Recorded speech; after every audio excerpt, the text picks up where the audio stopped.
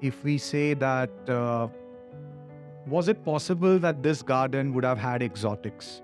Yeah, I think we have allowed a little bit for that kind of thought to creep in. And there is a very deliberate avenue that is created outside the garden, which has a lot of non-native plants.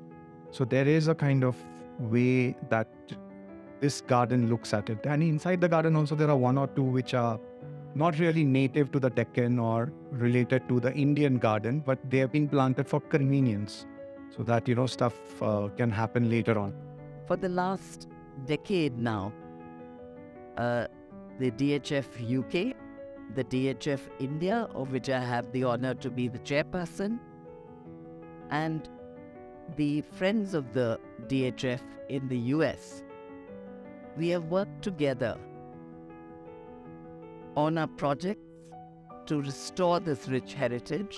This evening is because of the restoration of the Rang Mahal Gardens.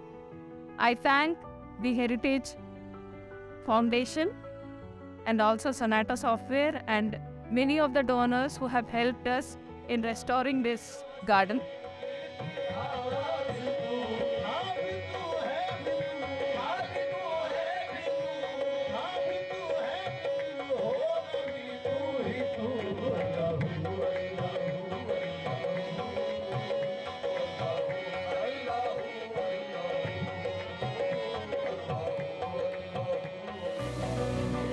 The colors disorient that yellow with the purple, the gleaming gold against black.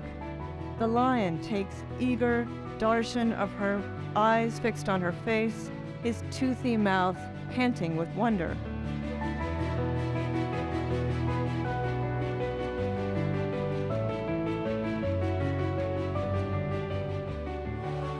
As you all know, restoration is the most difficult of all parts of architecture.